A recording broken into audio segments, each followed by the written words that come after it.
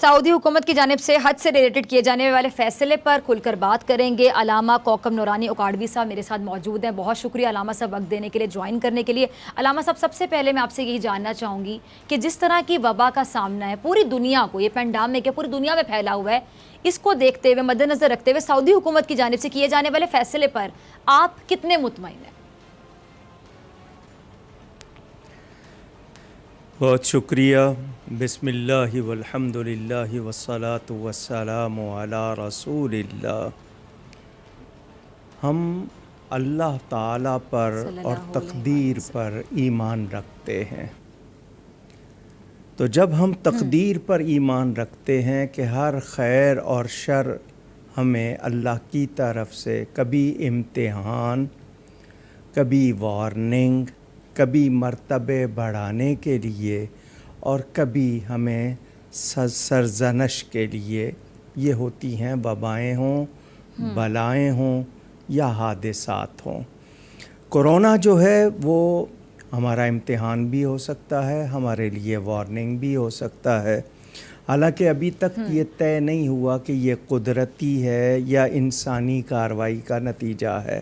بہرحال اس صورتحال میں حج کے حوالے سے اگر ہم بات کریں تو حج اسلامی ارکان میں سے 5واں رکن ہے، عبادت بھی ہے اور اسلام کے بنیادی ارکان میں سے بھی ایک اہم رکن ہے، اور ہر شخص پر نہیں ہے۔ وہ شخص جو استطاعت، ایبیلٹی رکھتا ہو، صلاحیت رکھتا ہو، جسمانی بھی اور مالی بھی، کہ اپنے گھر سے مکہ مکرمہ جانے کا خرچہ ہو، صحت ہو اور پیچھے گھر والوں کو اتنی مدت کے لیے خرچہ دے کر جائے، اس شخص پر زندگی میں ایک مرتبہ حج فرض ہے۔ یہ تو واضح ہو گئی۔ اب بات یہ ہے کہ رہا قیامت کا، تو میرے پیارے نبی پاک صلی اللہ علیہ وآلہ وسلم نے یوں انگلیاں کر کے فرمایا تھا، انا والساعۃ کہاتین، کہ میں اور قیامت اس طرح ہیں جیسے یہ 2 انگلیاں۔ کیا مطلب؟ ان کے درمیان کوئی اور چیز نہیں ہے، میرے اور قیامت کے درمیان کوئی اور نبی نہیں ہے اور زیادہ فاصلہ بھی نہیں ہے۔ تو یہ حج کا رک جانا اگر کسی انسانی کارروائی کا نتیجہ ہو تو یہ ہماری شامت اعمال ہوگی، اور اگر قدرتی کسی بلا کی وجہ سے رکا ہے تو ہمیں زیادہ توبہ کرنی ہوگی کہ ہم نے ایسا کیا کیا ہے کہ ہم محروم ہو گئے ہیں۔ سعودی حکومت کے پیش نظر بھی 2 چیزیں ہوں گی۔ ایک تو یہ کہ انسانی جان کی حفاظت ہو، کہیں ایسا نہ ہو بے احتیاطی میں بہت زیادہ اموات ہو جائیں۔ حالانکہ موت لکھی ہوئی ہے، جس کی ہے، جب ہے، جہاں ہے، وہ آنی ہے، وہ کورونا سے آئے یا ویسے آئے۔ لیکن احتیاطی تدابیر، جس کو آپ SOPs کہہ رہی ہیں نا، کہ معیاری احتیاطی تدابیر، اس کے پیش نظر اور علامہ صاحب ہمارا مذہب بھی ہمیں احتیاط سکھاتا ہے لوگوں کو جی، تو احتیاطی تدابیر تو منع نہیں ہے، بلکہ ہمارے ہاں تو صفائی ہے، ستھرائی ہے، اخلاق میں عمدگی ہے، یہ ساری احتیاطی تدابیر ہی تو ہیں۔ تو اب اس صورت کو یہ نہیں کہا جائے گا کہ یہ قیامت کی نشانی ہے۔ قیامت کی نشانیوں میں وہ ہوگا جب کعبہ اٹھا لیا جائے گا، یعنی وہ زمین سے اٹھا لیا جائے گا، وہ قیامت کی اہم نشانی ہوگی۔ قرآن اٹھا لیا جائے گا، وہ قیامت کی اہم نشانی۔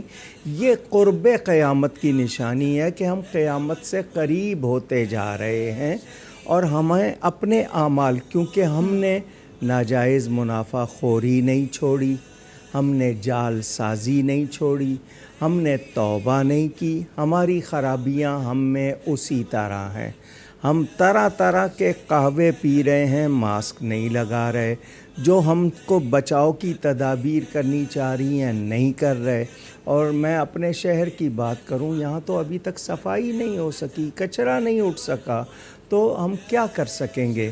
تو اس کو یہ سمجھا جائے کہ حج تو ہوگا، وہ بھلے 10 ارکان کریں یا 100 کریں، حج تو ہوگا، حج نہیں رک رہا، لیکن بیرونی دنیا سے وہ لوگوں کو مکہ مکرمہ آنے کی اجازت نہیں دے رہے۔ اب اس میں 2 باتیں ہیں احتیاط کی وجہ کہ باقی چیزوں کے لیے جی، مارکیٹ میں جانے کی اجازت ہے، لاک ڈاؤن نرم ہو رہا ہے، تو ایمان کی قوت کے حوالے سے احتیاطی تدابیر کے ساتھ کچھ نہ کچھ بھلے کم کوٹا کر دیا جاتا لیکن اجازت دی جاتی۔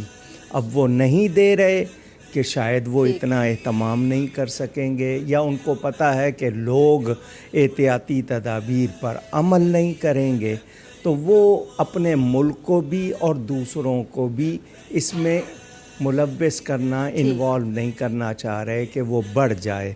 تو میں اس پر یہ بھی نہیں کہوں گا کہ یہ بالکل غلط فیصلہ ہے، میں یہ بھی نہیں کہوں گا کہ یہ بالکل صحیح فیصلہ، لیکن صورتحال کے مطابق ڈیٹیل میں علامہ صاحب آپ نے فیصلہ جواب کیا ہے۔ جی صورتحال کے مطابق ہے۔ چلیں آپ کی اجازت سے میں اب اگلا سوال آپ سے پوچھنا چاہوں گی، وقت کی بھی کمی اور بہت سے سوال ہیں جو میں جاننا چاہوں گی۔ جی علامہ صاحب اب ایک اہم سوال جو بہت سے لوگ کر رہے ہیں، آپ ذرا روشنی ڈالیے گا کہ جو لوگ حج نہیں کر پا رہے لیکن ان کی نیت تھی کہ ہم نے حج پر جانا ہے لیکن وہ نہیں جا پائیں گے، اب ان پیسوں سے اگر وہ کسی غریب کی مدد کر دیں، بہت سے لوگ لاک ڈاؤن کی وجہ سے، اسمارٹ لاک ڈاؤن بھی ہو تو اس میں بھی آپ کو پتہ ہے کہ بہت سے لوگوں کی جو روزی روٹی ہے وہ متاثر ہوئی ہے، وہ لوگ گھر میں امداد کے منتظر ہے، راشن کے منتظر ہے، یا اس وبا کی صورتحال میں کسی کا علاج کروایا جا سکتا ہے، خیرات کی جا سکتی ہے۔ اب اہم سوال یہ کہ اگر ایسا کیا جائے تو کیا حج کا ثواب حاصل ہو سکتا ہے اس طرح کی انسانی خدمت سے؟ کیونکہ راضی تو اللہ کو ہی کرنا ہے نا۔ جی ایک ہوتا ہے نفلی حج، ایک ہوتا ہے فرضی حج۔ نفلی حج سے اس کا خرچہ کسی کی جان بچانے کے لیے، کسی کی مدد کرنے کے لیے دیا جائے تو اس کا ثواب زیادہ ہے، لیکن فرضی حج جس پہ حج فرض ہو چکا اس کو تو کہا گیا نا کہ دیر نہ کرے۔ ہمارے ہاں رواج ہے بوڑھے ہوں گے تب کریں گے، ابھی سے کر لیا تو پھر کوئی گناہ نہیں کر سکیں گے، ہم نے یہ عجیب سوچ اپنائی ہوئی ہے۔ حالانکہ زندگی کا بھروسہ نہیں ہے، حج کرنے میں دیر نہیں کرنی چاہیے۔ تو فرضی حج کا بھی اگر کوئی قربان کرتا ہے تو اللہ تعالیٰ بڑا کریم ہے، نوازے گا، لیکن نفلی حج کو کسی پہ قربان کر دینا یہ بہت زیادہ ثواب۔ اگر وہ کوئی کہے کہ میں غریب کی مدد بھی کروں گا اور میں حج بھی کروں گا تو اس کو ہم روک نہیں سکتے، لیکن یہ بتایا گیا ہے کہ کسی کی غریب کی مدد، نادار کی مدد کرنا اور کسی کا دل جیتنا یہ تو بہت بڑا، اس کو تو حج اکبر کہا جاتا ہے، مگر کوئی اس کے باوجود جانا چاہے تو شرع منع نہیں کرتی۔ تو ہمیں اس وقت میں نے پہلے ہی کہا نا کہ ہم مدد کرنے کی بجائے لوٹ رہے ہیں، ہمارے اندر اصلاح کا پہلو نہیں آ رہا، یہ بہت بڑی اخلاقی کمزوری ہے اور ایمانی کمزوری بھی ہے۔ بالکل۔ اچھا علامہ صاحب ایک اور سوال، کئی ایسے لوگ ہوں گے جن لوگوں کی حج کی نیت ہوگی لیکن یا تو ان کی اس وبا سے یا کسی اور وجہ سے موت واقع ہو گئی، تو کیا ان کو حج کی ادائیگی کا ثواب مل سکتا ہے نیت پر؟ کیونکہ ہمارا مذہب کہتا ہے کہ مال کا دار و مدار نیتوں پر ہے، اور بے شک انسان وہی کچھ پائے گا جو اس کی نیت ہوگی۔ جی نیت المؤمن خیر من عملہ، مومن کی نیت اس کے عمل سے بہتر۔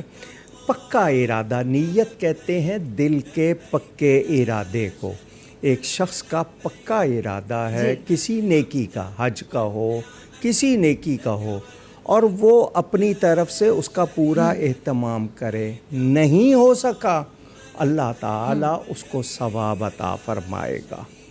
مثلا ایک شخص نے ٹکٹ بھی لے لی، ویزا بھی لے لیا، موت واقع ہو گئی، یا ایسی کوئی چیز ہو گئی کہ وہ تو جانے کو تیار لیکن نہیں پہنچ سکا، تو چونکہ اس نے اپنے عمل سے کمزوری نہیں کی تو اس کو اللہ تعالیٰ پورا ثواب عطا فرمائے گا۔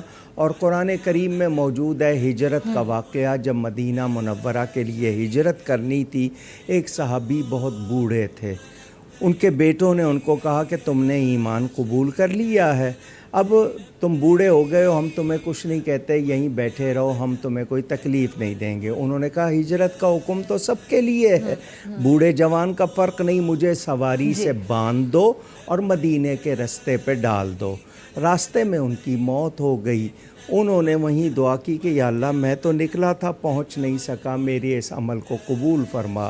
مدینہ منورہ میں جب خبر پہنچی، جند بن دمرہ ان کا نام تھا، خبر پہنچی تو لوگوں نے کہا کہ ان کو ہجرت کا ثواب نہیں ملے گا، تو اللہ نے آیت اتاری کہ جو گھر سے نکل پڑے اور راستے میں اس کو موت آ جائے، فقط وقع اجرہ علی اللہ، اللہ کے ذمے اس کا اجر واقع ہو گیا۔